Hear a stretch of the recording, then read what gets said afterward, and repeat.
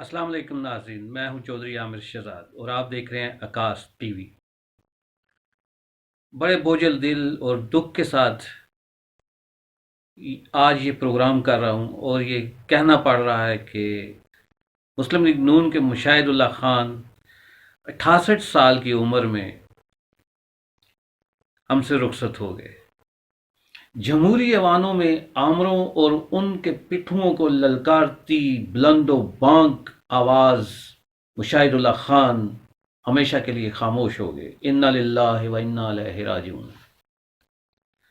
2009 سے لے کے آج تک وہ مسلسل اپنی پارٹی ٹکٹ سے سینیٹر منتخب ہوتے رہے۔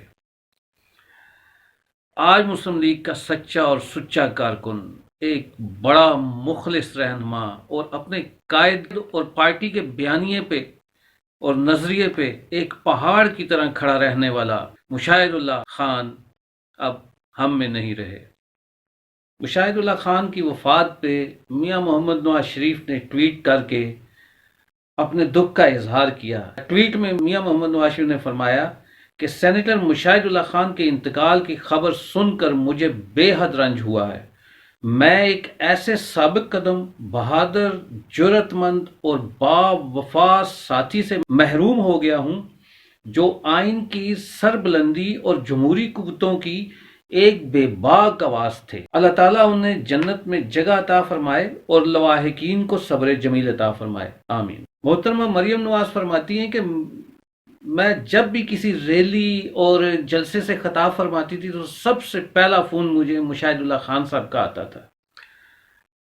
مشاہد اللہ خان کی اتنی خوبیاں تھی کہ ان کو بیان کرنے کے لیے ایک وقت چاہیے۔ اتنا کافی ہے کہ مشاہد اللہ خان کا خلا کبھی پر نہیں کیا جا سکے گا۔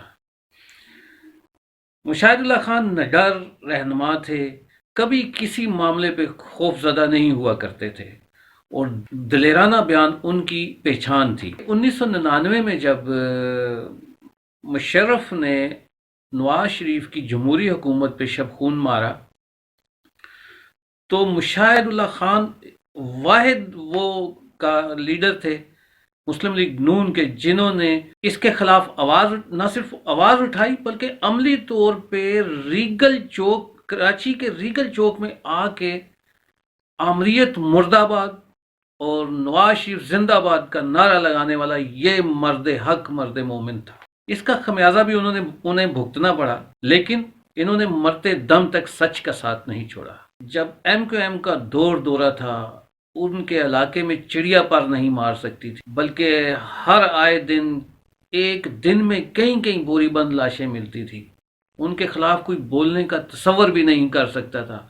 اس دور میں مشاہد اللہ خان بولتے تھے اور ان کے خلاف بولتے تھے، میڈیا پہ آگے بولتے تھے، ببانگے دوہل بولتے تھے۔ بھتہ لیا جاتا ہے، آپ اپنی مرضی سے اپنی زندگی کراچی میں نہیں گزار سکتے، آپ بزنس نہیں کر سکتے، آپ اپنی مرضی سے فطرہ نہیں دے سکتے، آپ اپنی مرضی سے کھالے نہیں دے سکتے۔ 100% مینڈیٹ ہے نا وہاں پہ پولیٹیکل، ایم کیو ایم، اے این پی، جو پیپل پارٹی 100% مینڈیٹ ہے۔ اچھا مینڈیٹ اگر جینونلی ہو 100% تو اس شہر میں کسی کو پر مارنے کی ضرورت نہیں ہوتی۔ کون آدمی ٹارگٹ کلر ہے، کون بھتہ خور ہے، کون بوریوں میں لاشیں بند کرتا ہے، ان سے زیادہ کوئی بھی نہیں جانتا ہے ان باتوں کو۔ باقی جگہوں پہ بھی ایسا اندھیر نگری نہیں ہے جو کراچی میں، اور ایک طویل عرصے سے ہے، اور اس میں نہ صرف اس حکومت کا ہاتھ ہے، پچھلی حکومت کا بھی بہت بڑا ہاتھ ہے۔ لیاری کے حالات سب سے زیادہ خراب ہیں ہر جگہ۔ وہاں پہ حال یہ ہے کہ ایک رات کے لیے 1-2 ہزار روپے کلیشن کوف جو ہے کرائے پہ ملتی ہے کہ جائیں ڈاکے مارے اور صبح آگے جمع کرا دیں۔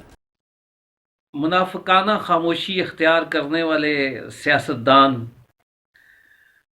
اپنی ہی پارٹی میں کے خلاف جب کوئی بولتا تھا تو وہ خاموش ہو جاتے تھے، لیکن مشاہد اللہ خان بغیر کسی پرواہ کے سچ اور حق کی بات اپنے منہ پہ آنے سے نہیں روکتے تھے، چاہے سامنے والا کتنا ہی ترم خان کیوں نہ ہو۔ مشاہد اللہ خان کا سامنا کرنا اس کے بس کی بات نہیں تھی۔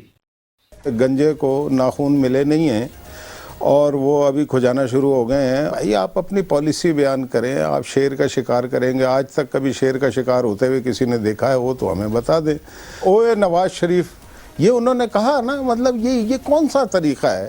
سیاسی لیڈر جب گفتگو کرتا ہے تو اس سے قوم کا اجتماعی مزاج بنتا ہے۔ ایک تو یہ ڈبو صاحب بولے جا رہے ہیں، میں اب ان کا کیا کروں، میں انہیں گھر چھوڑ کے آیا تھا، یہ پھر ادھر آ گئے، تمہیں تو میں باندھ کے آیا تھا، تم مارے گا، آ ذرا میں بتاتا ہوں۔ پلیز پلیز پلیز پلیز ابھی سنو، آپ تشریف رکھیں۔ سواتی صاحب مہربانی کریں، آپ جی مشاہد اللہ خان صاحب پلیز آپ تشریف رکھیں، مشاہد اللہ پلیز تشریف رکھیں۔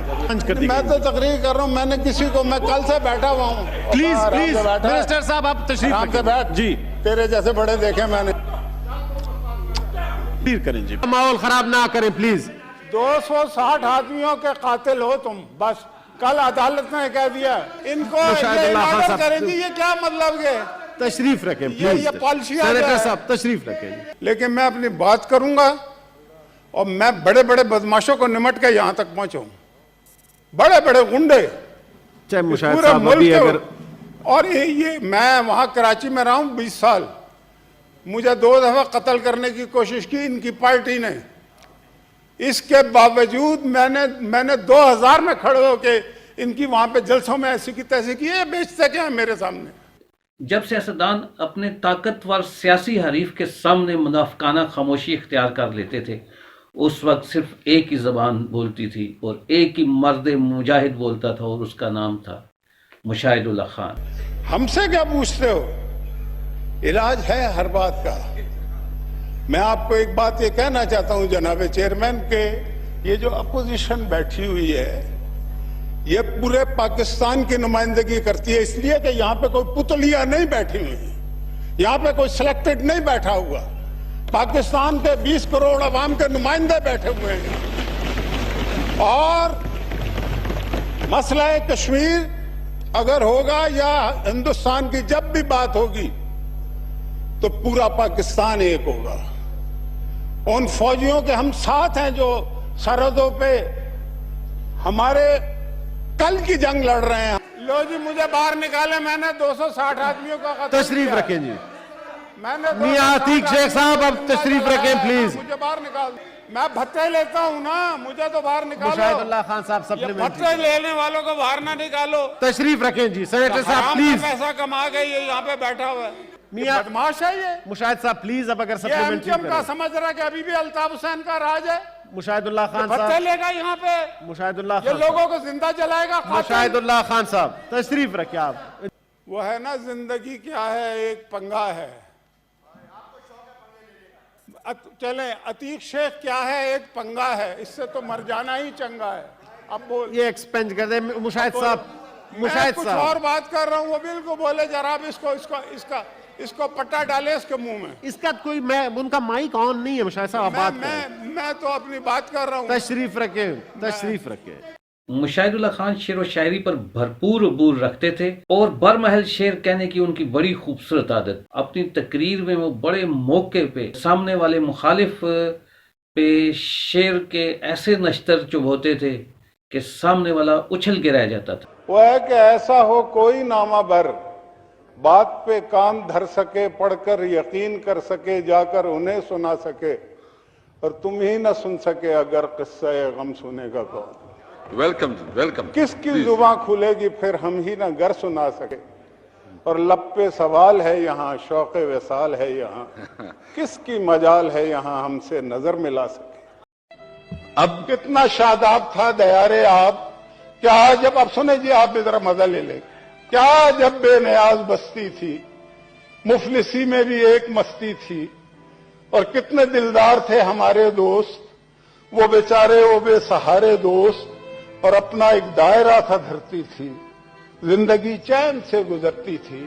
اور قصہ جب یوسف و زلیخا کا میٹھے میٹھے سروں میں چھڑتا تھا، قصر شاہوں کے ہلنے لگتے تھے، چاک سینوں کے سلنے لگتے تھے، اور گیت سنتے تھے، گیت گاتے تھے، ڈوب کر سر میں دن بتاتے تھے، اور یوں بھڑک اٹھی نفرتوں کی آگ، زندگی میں رہے وہ رنگ نہ راگ، اور دیکھنے کیا لگے سہانے خواب، ہو گئے اپنے آشیانے خواب، اور شاخ سے ٹوٹ کر ہوا کے ہوئے، در بدر اس گلی میں جا کے ہوئے، اور اجنبی لوگ اجنبی راہیں لب پہ آباد ہو گئی آئیں اور ہوئے آقا فرنگیوں کے غلام. شب آلام ہو سکینہ تمام. ہوئے آقا فرنگیوں کے غلام. شب آلام ہو سکینہ تمام. اور حکمراں ہو گئے کمینے لوگ خاک میں مل گئے. مشاہد اللہ صاحب تھینک یو جی، تشریف رکھیں جی. گما یہ تھا فقط انسان فروخت ہوتے ہیں، تیرے جہاں میں تو یزداں فروخت ہوتے ہیں. اور سرائیوں سے حسین گردنیں بھی بکتی ہیں، لبوں کے رس بھی میری جہاں فروخت ہوتے ہیں. اور یہ ارتقاء کا زمانہ ہے. اس زمانے میں نصیب عصمت تو اسیاں فروخت ہوتے ہیں. اور وہ جسم مرمر و صحبا سے جن کی ساخت ہوئی، بڑی جگہ بہت ارزاں فروخت ہوتے ہیں. اور خزاں کا وہم مٹا دو کہ اب تو کثرت سے سدا بہار گلستان فروخت ہوتے ہیں. میں یہ سینٹ والوں کے لیے نہیں کہہ رہا. مشاہد اللہ خان صاحب تھینک یو جی. زمیں بیچ ڈالی، زمیں بیچ ڈالی، زمن بیچ ڈالا، لہو بیچ ڈالا، Thank you مشاہد اللہ خان صاحب، بہت اور مہربانی. کیا میرے گلشن کی Thank ہر you جی. شے کا سودا. شجر بیچ ڈالا، چمن بیچ ڈالا. Thank you اور مشاہد کیے تھے نوکریوں اور مکانوں کے وعدے، میری جائے مرکز کفن بیچ ڈالا. Thank اور you میں مشاہد اللہ. روٹی میں کپڑوں میں الجھا رہا. ایک نشئی نے میرا وطن بیچ جناب وطن سے الفت ہے جرم اپنا، یہ جرم تا زندگی کریں گے. ہے کس کی گردن پہ خون ناحق، یہ فیصلہ لوگ ہی کریں گے.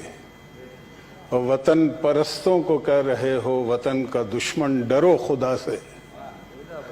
جو آج ہم سے خطا ہوئی ہے یہی خطا کل سبھی کریں گے.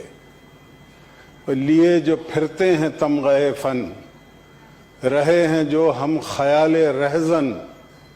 ہماری آزادیوں کے دشمن ہماری کیا رہبری کریں گے. اور ستم گروں کے ستم کے آگے نہ سر جھکا ہے نہ جھک سکے گا. شعار صادق پہ ہم ہیں نازاں، جو کہہ رہے ہیں وہی کریں گے انشاءاللہ تعالی. آپ نے مشاہد اللہ خان کی شاعری ان کی زبانی سنی. مشاہد اللہ خان 1953 میں راولپنڈی میں پیدا ہوئے. یہیں پہ انہوں نے اپنی ابتدائی تعلیم مکمل کی. ایک ملاقات میں نے مشاہد اللہ خان صاحب سے جب پوچھا آپ راولپنڈی میں پیدا ہوئے ہیں تو پنڈی والا جو شیخ ہے یہ کیوں اپنے آپ کو پنڈی بوائے کہتا ہے، اصل ریئل پنڈی بوائے تو آپ ہیں. تو انہوں نے اپنے مخصوص انداز میں کہا تھا اور یہ تو ٹھگ ہے. آپ صحیح کہتے ہیں پنڈی بوائے تو میں ہوں، یہ تو ٹھگ ہے. آج جب میں مشاہد اللہ خان صاحب کے جنازے پہ گیا تو ہر آنکھ پرنم تھی، ہر چہرہ اداس تھا اور ہر طرف یہی بات ہو رہی تھی کہ اتنا دبنگ، اتنا بہادر، اتنا سچ بولنے والا رہنما کہاں سے آئے گا، ان کا اخلاق کیسے پورا ہوگا.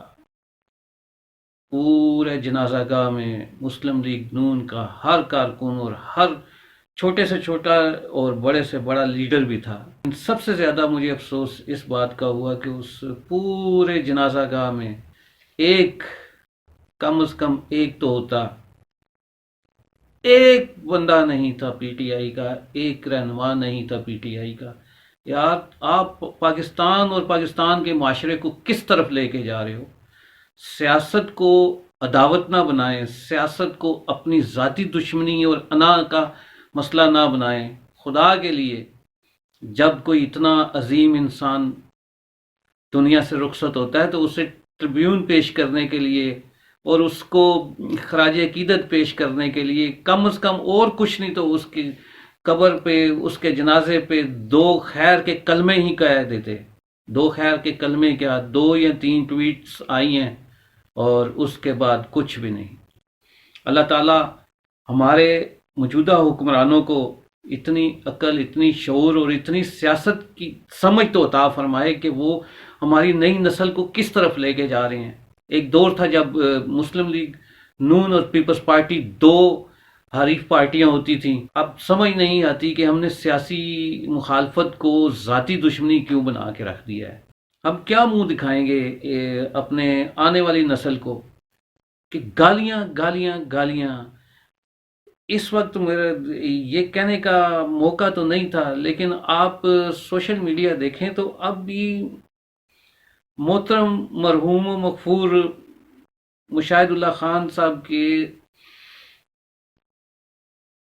اتنے گندے اور غلیظ لفظ استعمال کیے گئے ہیں کہ جن کو بتاتے ہوئے بھی شرم آتی ہے. لیکن اب کیا کیا جائے. مشاہد اللہ خان اکثر فرمایا کرتے تھے کہ مسلم لیگ نون کو اور میاں محمد نواز شریف کو اس وقت کم ظرف سیاسی مخالف پارٹی کا سامنا ہے، جس کا مظاہرہ آپ روز میڈیا پہ شام سے لے کے رات تک دیکھتے ہیں. میں اس سے زیادہ اور کچھ نہیں کہتا. میں مشاہد اللہ صاحب کی زبان میں حبیب جالب کا آخر میں ایک جملہ ہی کہوں گا، اور میرا خیال ہے کہ عقل والے کے لیے اتنا ہی کافی ہے کہ حکمراں ہو گئے کمینے لوگ، خاک میں مل گئے نگینے لوگ. مشاہد اللہ خان کیونکہ گراس روٹ سے اوپر آئے تھے، اس لیے وہ چھوٹے سے چھوٹے کارکن کے ساتھ بھی اس طرح ملتے تھے جیسے ان کا کوئی جگری یار ہو.